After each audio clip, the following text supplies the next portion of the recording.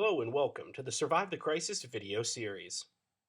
Thank you for checking out Survive the Crisis. This video series will allow you to start building your self-sufficiency the right way. Through it, you and your family are going to learn how to prepare for emergencies and how to protect your hard work against financial predators. Many people neglect that part, but not only are you in danger, but your money is too. Your money will allow you to acquire your supplies, education, and all those tools you need in your way to self-sufficiency. This video series was also created to prepare your family as well when it comes to self-sufficiency. But it can take 2 to 3 weeks or more to do each week's list. This is a basic preparation. You have to learn different skills and build structures if you want to obtain your future autonomy.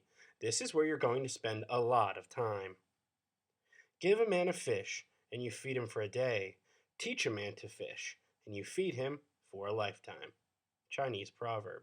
The same happens with your stocks and your skills. Never forget that. This course is broken up as follows. We start with 10 videos, one for each week's list, for 10 lists total. Video 10 ends with a quick conclusion. So, with that, let's jump right into week 1 of Survive the Crisis. Survive the Crisis video series, week number 1. Short-term emergency food supply. FEMA suggests that each family has around a 2-week supply of food and water for their home. Starting a food supply isn't that costly, however. You can slowly accumulate emergency supplies that will allow you to spread your expenses. You have to adjust your supplies in conformance to your tastes and the needs of your family members, medications, allergies, etc. Each person has an individual choice.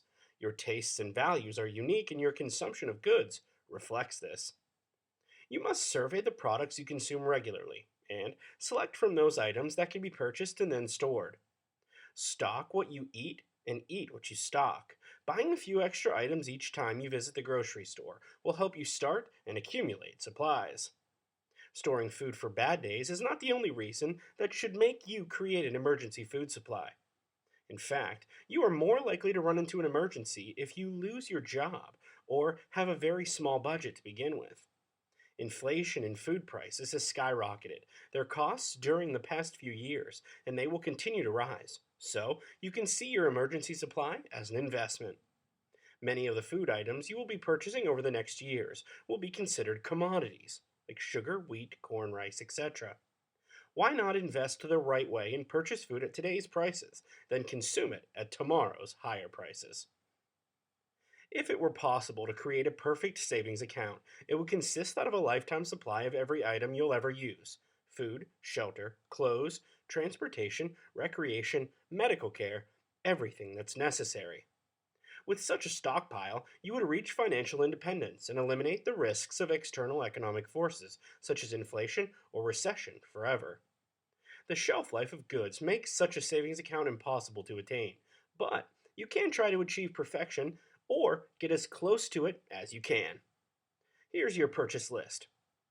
1 gallon of water per day for each family member, a minimum for 2 weeks, but I recommend at least for 1 month.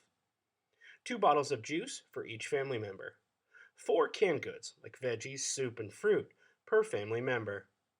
2 cans of meat per family member, like tuna, salmon, chicken, etc. 2 cans of soup or stew for each family member. 1 hand-operated can opener. 1 each for the following food condiments: peanut butter, honey, mustard, and ketchup. 2 drink mixes /tea/coffee/herbal tea per family member.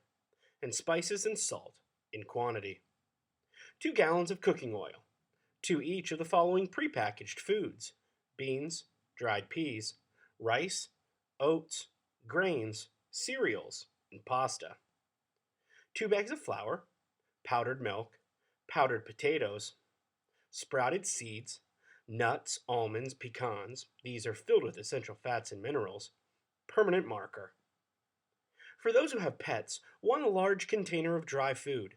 This amount should last 2 weeks or longer. Don't forget to store water for them. And here are this week's actions. Date perishable goods with a marker. Find a storage area in the home where you can place emergency food supplies. Learn how to preserve food with lactic acid fermentation method like sauerkraut. It prolongs the life of food and increases the nutritious value. It will help you stay healthy and avoid gut disorders. Honey is a very healthy food. It has a lot of nutrients, antibiotics, and it even has medical value. It cures constipation or diarrhea, among many others. Honey is also a wonderful cough reliever.